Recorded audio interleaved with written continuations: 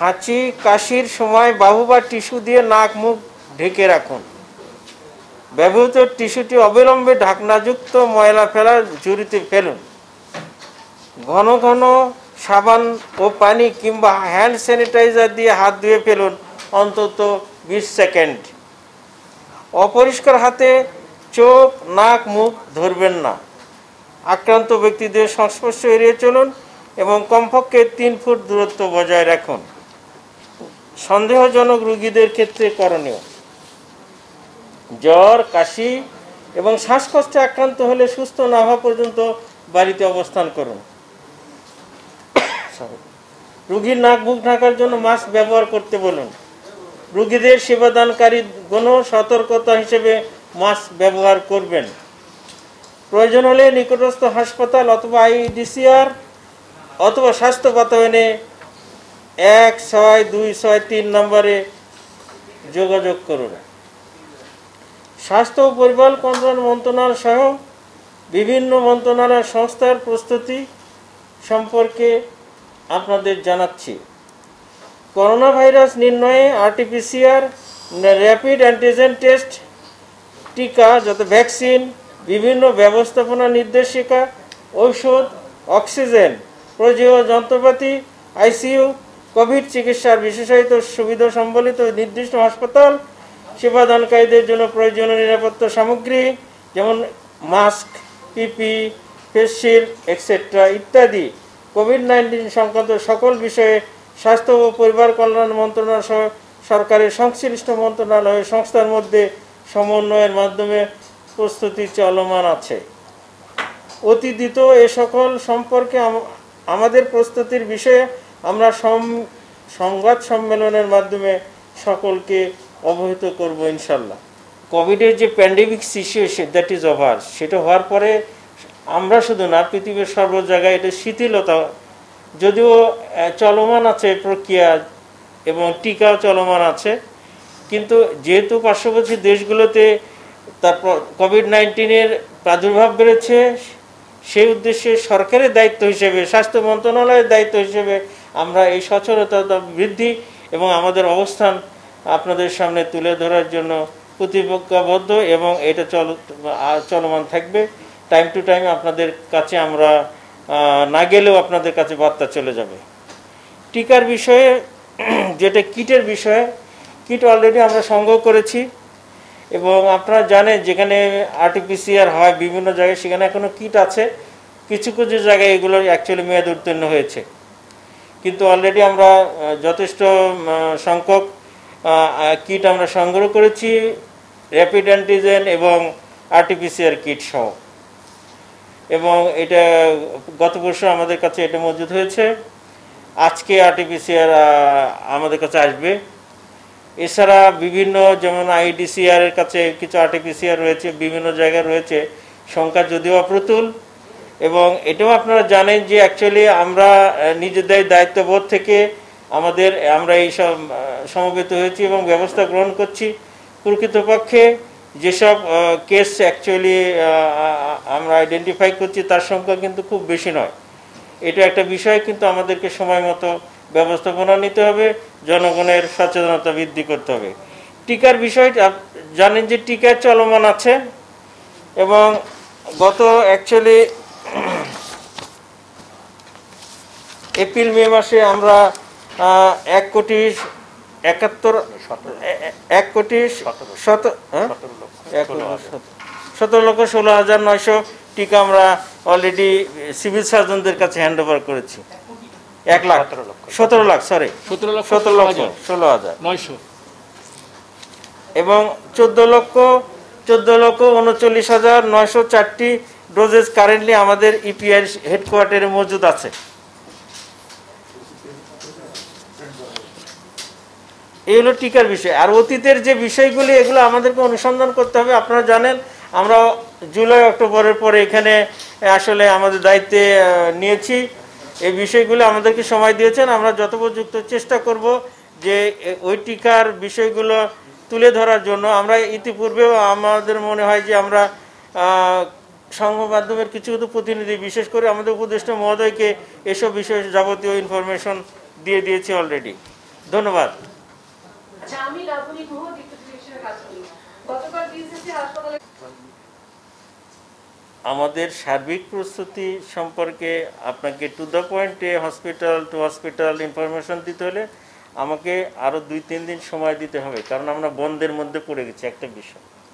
2 নম্বর হচ্ছে আমাদের already 28,000 rapid antigen kit এসেছে এবং 10,000 আরটিপিসিআর অ্যান্টিজেন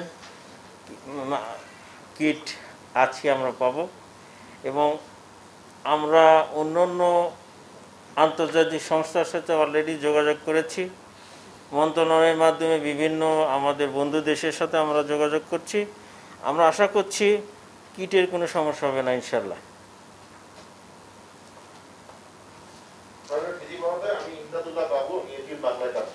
কিন্তু চলমান আছে, হয়তো অবস্থা প্রেক্ষিতে এটার হয়তো মানুষ অতটা সচেতন না, আগের মতো এটা অত সিরিয়াসলি কেউ নিচ্ছেন না, কিন্তু ভ্যাকসিনেশন কিন্তু চলমান আছে। এবং এটা আপনি নাও জানেন যে যাদের কখনোই ভ্যাকসিন দেওয়া হয়নি তাদেরকে ভ্যাকসিন দিতে হবে, বিশেষ করে 18 বছরের উপর যারা, বিশেষ করে যারা ডিফারেন্ট কন্ট্যাক্ট পারসনের সাথে কাজ করেন, প্রেগনেন্ট উইমেন এবং যারা ইমিউনো কম্প্রোমাইজড, তাদেরকে কিন্তু ভ্যাকসিন দিতে হবে। নতুন যারা তাদেরকে দিতে হবে।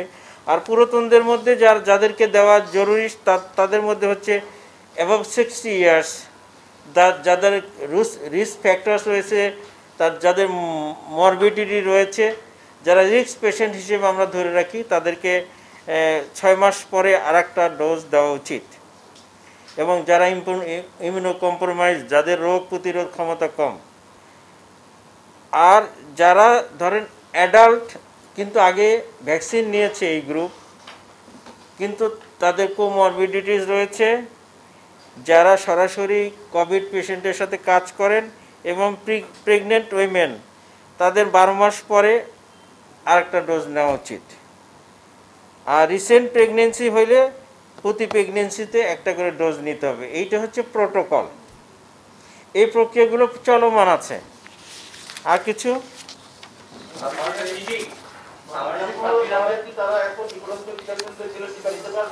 অবশ্যই পারবে, হ্যাঁ পারবে।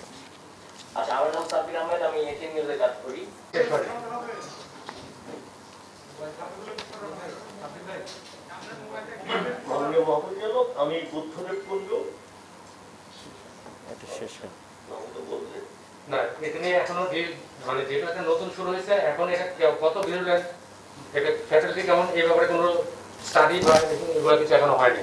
কাজে এই প্রশ্ন উত্তর ভবিষ্যতে বলা যাবে।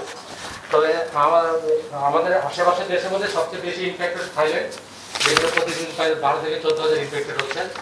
তারপরে ইন্ডিয়া 400 থেকে 600 এভারেজ প্রতিদিন, আর মালয়েশিয়া 200 থেকে 300। আমাদের এখানে গড় 3 থেকে 5 বছর প্রতিদিন ডিটেকশন, আর আমাদের ডিটেকশনের হার 12 থেকে 13%। Thank you. রাশেদ রাব্বি, আমি আমি বলবো, তার আগে আপনাকে বলি যে আমরা নিজেদের দায়বদ্ধতা থেকে জনসচেতনতার উদ্দেশ্যে আমরা অ্যাকচুয়ালি প্রচার চেয়েছি আপনাদের মাধ্যমে, এবং যাতে জনগণ আতঙ্কিত না হয়, তাদের মধ্যে প্যানিক সৃষ্টি না হয়, সেই দায়িত্বটুকু আপনারা পালন করবেন আমাদের সাথে, জাতির সাথে। এতটুকু আবেদন আপনাদের রাখার জন্যই আসলে এই সংবাদ সম্মেলন। আমরা শুরু থেকেই বলেছি, আমাদের জানুয়ারি থেকে মে পর্যন্ত যে ইনসিডেন্স, এখনও কিন্তু একই ইনসিডেন্স 12 থেকে 13%-এর মধ্যে রয়েছে। এবং আপনি জানেন যে গতকাল আমাদের 101টা পেশেন্টকে পরীক্ষা করে 13 জন পজিটিভ পাওয়া গেছে। তার আগের দিন 5 জন পাওয়া গেছে 41 জনের মধ্যে। এইটা কিন্তু অন্য যে আশেপাশের দেশ আছে সে তুলনায় কম, কিন্তু আমরা তো অ্যাকচুয়ালি জানি না কাদের মধ্যে কি।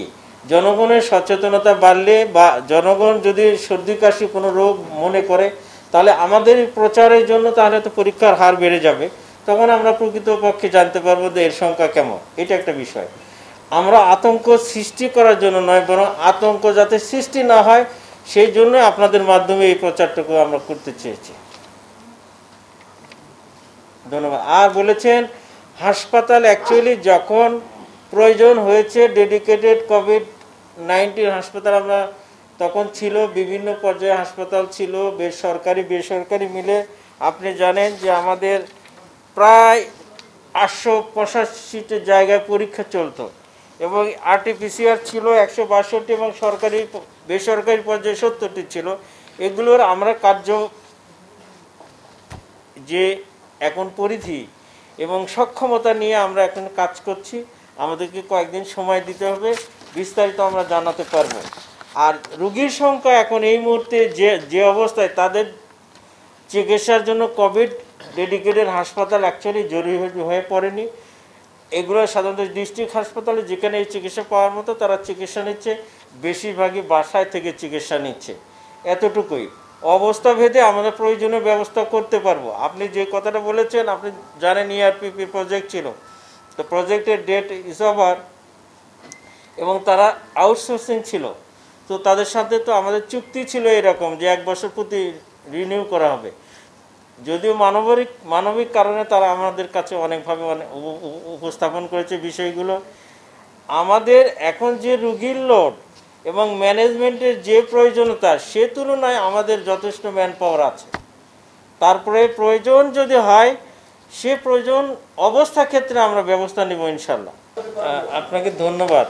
বিষয়টা পরিলক্ষিত হয় যদি উভয়ধর্মী হয়, মানে যারা সেবা গ্রহণকারী এবং সেবা অ্যাকচুয়ালি যারা দানকারী, তাদের দুইজনের মধ্যেই অ্যাকচুয়ালি সম্পর্কের বিষয় এবং আকর্ষণের বিষয়, প্রয়োজনের বিষয়। যেহেতু কোভিড-19 প্যান্ডেমিসিটি কমে গেছে, সবাই আমরা রিল্যাক্স হয়েছি। এখন আবার এটা শুরু হয়েছে।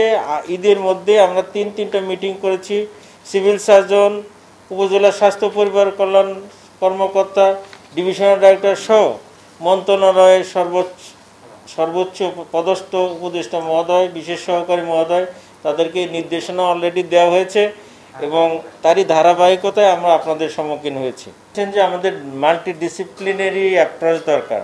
আমরা কিন্তু আমাদের কোন মন্ত্রণালয়কে সম্পৃক্ত করেছি সেটা আমরা বলেছি এবং আপনারাও কিন্তু এর অংশীদার হিসেবে আপনাদেরকে সাহায্য চেয়েছি এবং আমরা মনে করি স্বাস্থ্য অধিদপ্তর নিজে যতটা না প্রচারণা করতে পারবে, সেগুলো সমাজে আপনাদের মাধ্যমে প্রচার পায়।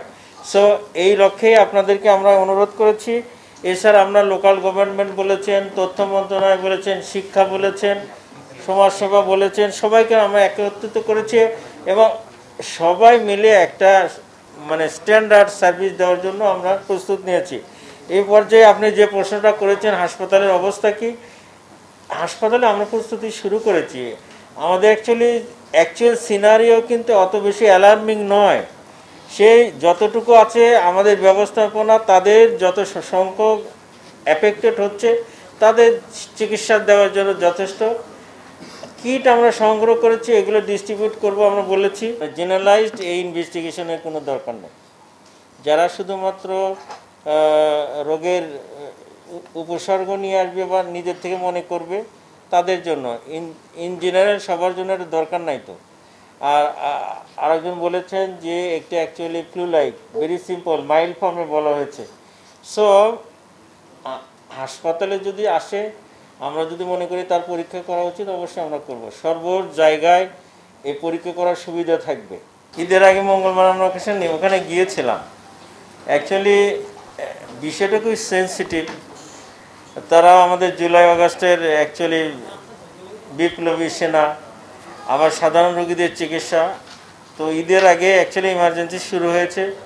ঈদের আগে আহতের অনেকেই চলে গেছে, 7 জনের মতো ঈদের মধ্যে ছিল। তো আমরা পর্যায়ক্রমে আসলে ওখানে বহির্বিভাগ শুরু করার কথা। আমি আজকে ডাইরেক্টরকে ফোন দিয়েছিলাম, হয়তো ব্যস্ততায় ফোনটা ধরতে পারিনি। আমি জানি হয়তো আপনারা এই প্রশ্নটা করে ফেলতে পারেন, তো আমি অ্যাকচুয়ালি ওটা আপনাকে ব্যক্তিগতভাবে জানিয়ে দেব।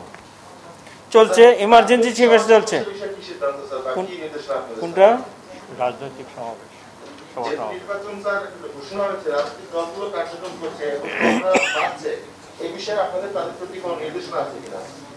নির্দেশনা হচ্ছে যে গ্যাদারিং অ্যাভয়েড করার জন্য। যেখানে সমাবেশ বেশি হবে, গ্যাদারিং কারোর জন্য ভালো না। একান্তই আমরা এখানে বলেছি, একান্তই যদি অ্যাভয়েড না করা যায় তাহলে মাস্ক পরতে হবে। সবার উদ্দেশ্যে এটা কমন বিষয়, এটা বলেছি। পয়েন্ট কিন্তু আমরা দিয়েছি একদম এই যে সংক্রমণ প্রতিরোধে জনসাধারণের করণীয় 1 নম্বরে এই বিষয়টা রয়েছে। আমরা তো এখন বলতে পারবো না পলিটিক্যাল অ্যাক্টিভিটিস বন্ধ, তাহলে তো জিনিসটা কিন্তু অন্যভাবে অন্যরা নিয়ে নেবে, এটা আমরা বলবো না। তবে বিধিবদ্ধভাবে অ্যাকচুয়ালি আচরণবিধির থেকে শুরু করে সব কিছু আমাদের মেনে চলতে হবে। করোনার পর্যায়ে কিন্তু অত ভয়াবহ নয়, কিন্তু আমাদের দায়িত্ব সবাইকে সচেতন করা। একজন রুগীও যদি মারা যায় তার ফ্যামিলির জন্য এটা 100%। আমরা পার্সেন্টেজ দিয়ে তার মানুষের ব্যক্তিগত পর্যায়ের মানে এটা প্রতীক হিসেবে আমরা উদ্ধৃত করতে পারবো না। সো আমরা চাই যে একজন লোক করোনার জন্য আক্রান্ত না হোক বা তার মৃত্যু না হোক, এটাই চাই। টুইট করে যাব এবং আমরা অ্যাকচুয়ালি প্রপোজ ডিস্ট্রিবিউশন লিস্টও আমাদের আছে, কোন পর্যায়ে ঢাকায় কত, ঢাকার বাইরে কত, এগুলো বড় বড় হাসপাতালগুলোতে কত, এটা আমরা পৌঁছে দিব। আর আপনাকে আরও বলছি যে আমাদের অন্য অন্য জায়গা থেকে কিট সংগ্রহের প্রক্রিয়া আছে আমরা, কিন্তু এগুলো বিষয় শুধুমাত্র ঈদের ছুটির জন্য আন্তর্জাতিক সংস্থা হলেও তাদের অফিস বন্ধ আছে, এই জন্য কিছুটা আমরা অ্যাকচুয়ালি দেরি হয়ে যাচ্ছে। আর টিকার যে কার্যক্ষমতা যেটা বলেছেন, আমি লাইন ডাইরেক্টর সিডিসিকে বলবো আপনি একটু ওনাকে এই বিষয়ে। উই আর সার্ভেন্ট, আমরা সার্ভিস দিতে চাই এবং আপনারা তার অংশীদার। আপনাদের মাধ্যমে আমি সবাইকে ধন্যবাদ জানাচ্ছি আরেকবার যে আপনারা তো কষ্ট করে এসেছেন, স্বল্প সময়ের অ্যাকচুয়ালি নোটিশে এসেছেন, আমরা খুবই কৃতজ্ঞ। তবে জনগণকে, সাধারণ মানুষকে কোনোভাবে বিভ্রান্ত করে নয়, ভয় আতঙ্ক সৃষ্টি করে নয়, তাদেরকে সচেতনতা বৃদ্ধির মাধ্যমে আমরা এই রোগ থেকে অ্যাকচুয়ালি সবাইকে পরিত্রাণ করতে চাই ইনশাল্লাহ। নির্দেশনার প্রাণভঙ্গি এই আমাদের যে সমাবেশ এখান থেকেই প্রচারিত হবে এবং আমাদের প্রবীণ সাংবাদিক ইত্তেফাকের উনি বলেছেন যে এটা আমাদের সম্মিলিত প্রচেষ্টা। আমরা কিন্তু সব মন্ত্রণালয়কে অ্যাকচুয়ালি একত্রিত করেছি, তাদের সঙ্গে যথেষ্ট যোগাযোগ রক্ষা করে চলেছি। এখন শিক্ষা মন্ত্রণালয় এবং স্বাস্থ্য শিক্ষা মন্ত্রণালয়কে আমরা সংযুক্ত করেছি। আপনারা জানেন যে এসএসসি পরীক্ষা যারা দিবে তারা 18 বছরের নিচে, তাদের ভ্যাকসিনেশনের কিছু নাই। আমরা তাদেরকে শুধু সচেতন করতে পারি। অবশ্যই মাস্ক পরার বিষয়ে আমরা আপনাদের মাধ্যমে এই প্রচারটুকু চালাতে চাই এবং পরীক্ষার আগে আপনি টিভি স্ক্রলে আমরা এগুলো দিয়েছি, তথ্য মন্ত্রণালয়ের মাধ্যমে এগুলো প্রচারিত হচ্ছে। আমরা আরও জনসচেতনতা বাড়াতে চাই এবং আপনাকে ধন্যবাদ জানাচ্ছি বিষয় দুটোকে এখন উত্থাপন করার জন্য। এ বিষয়ে আমাদের চিন্তাভাবনা আছে এবং আপনাকে এটাও জানাতে চাচ্ছি যে পরীক্ষার আগে প্রচার আমরা আরও বহুগুণে বৃদ্ধি করবো ইনশাআল্লাহ।